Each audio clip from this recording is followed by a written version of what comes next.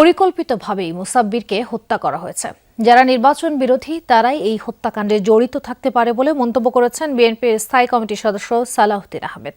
শুক্রবার বিকেলে রাজধানীর পান্থপথ এলাকায় দুর্বৃত্তদের গুলিতে নিহত স্বেচ্ছাসেবক নেতা মুসাব্বিরের বাসায় পরিবারের সাথে দেখা করতে যান বিএনপি নেতা সালাউদ্দিন। জানান, নিহত মুসাব্বিরের স্ত্রী ও সন্তানদের ভরণ পোষণের দায়িত্ব নেবে বিএনপি। এ সময় বিএনপি নেতা আরও বলেন, পতিত স্বৈরাচার শক্তি জাতীয় নির্বাচনকে কণ্টকাকীর্ণ করতে চায়, তবে সেটি সফল হবে না। এরপর নিহত মুসাব্বিরের বাসায় পরিবারের সাথে দেখা করতে আসেন বিপ্লবী ওয়ার্কার্স পার্টির সাধারণ সম্পাদক সাইফুল হক।